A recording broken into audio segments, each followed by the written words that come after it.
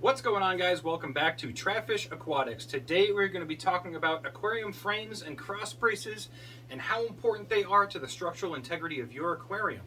So first off, there's two different kinds of aquariums out there that are generally seen, and that is framed aquariums and frameless aquariums. A frameless aquarium is an aquarium that does not have these black pieces that go around the top and bottom of the aquarium. They are just a glass box.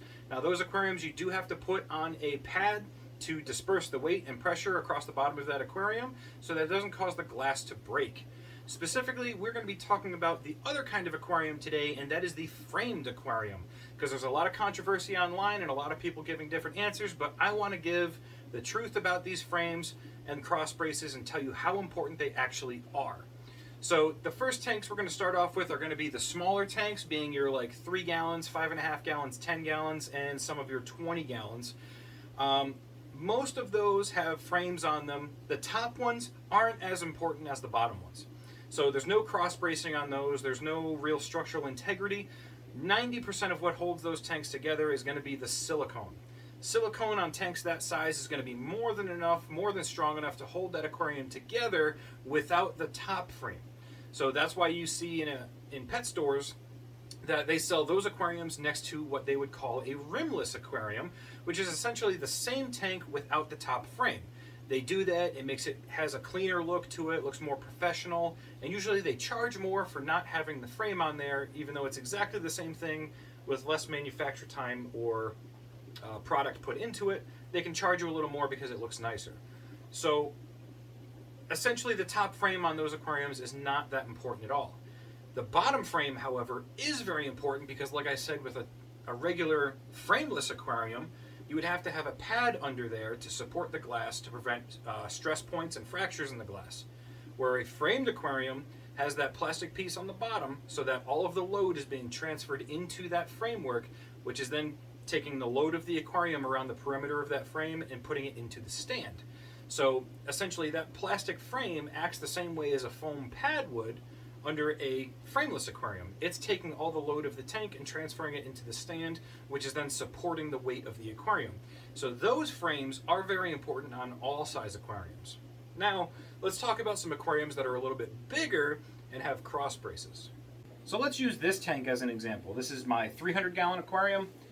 It's 6 feet long and has 2 cross braces. Generally speaking, when you see larger aquariums, like 40 gallons and up, you're going to usually run into cross bracing. And what a cross brace is a plastic brace that goes from the front of the back aquarium connecting the top frame on the front and back.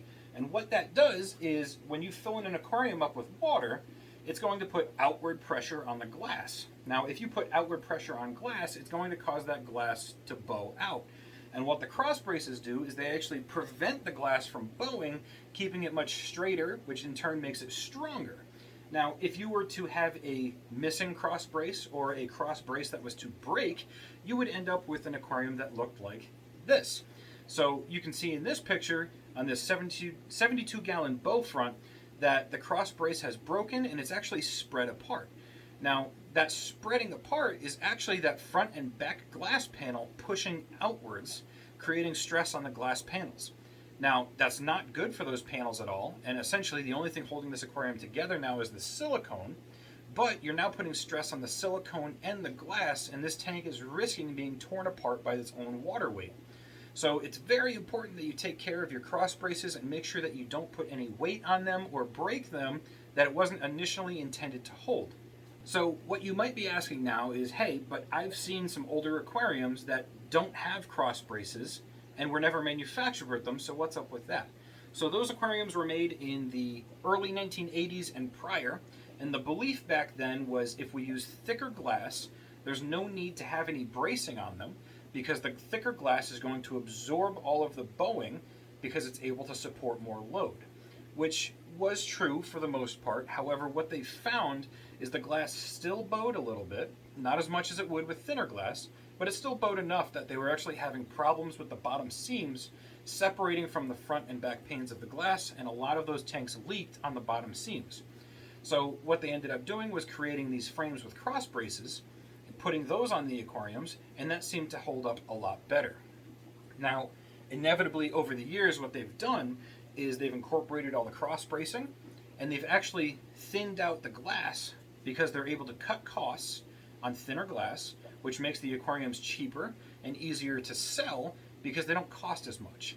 Now, because of that, these cross braces are extremely important. If you were to have one break or fail on you, because the glass is now thinner, it's going to bow out a lot more, and like I said, risk coming apart because it doesn't have that structural integrity. Now, if you do have an aquarium that happens to have a broken cross brace, don't fear. I do have a video on how to replace the entire top frame of the aquarium so that you can restore that aquarium to brand new condition. It's not hard to do, it's very easy, and I'll leave a link for that video up here. So one other thing I see asked all the time online is somebody bought an aquarium, it's brand new, it's got cross bracing on it, but they don't like the way the cross bracing looks, or the lids look weird, or they don't like the way the lighting is. They want to get one big light, but they want to remove the cross braces to remove the dark sections, or they've got a big piece of driftwood. If your aquarium was manufactured with a frame with cross bracing, do not remove the cross bracing. The cross bracing is there as part of the structural integrity of the aquarium to help support all of the water that's pushing out on the glass. Do not remove the cross bracing. It was designed with that as part of the structural integrity. They were designed that way. Please leave it alone. So that's basically the video, guys. How important are frames and cross bracing? If your aquarium was manufactured with frames and cross bracing on them, for the most part, they are designed as part of the structural integrity, unless you're talking about like the 5 and 10 gallon tanks. Those ones, they're just basically there to hold the lid. But any aquarium that has cross bracing, those frames and cross braces are part of the structural integrity. Don't remove them. If you do have broken ones, like I said before, I've got that video on how to replace them and how to fix them to make that tank good as new again. So, as always, thank you guys for watching Traffish Aquatics. Links, as always, in the description down below, and I will see you guys in the next video.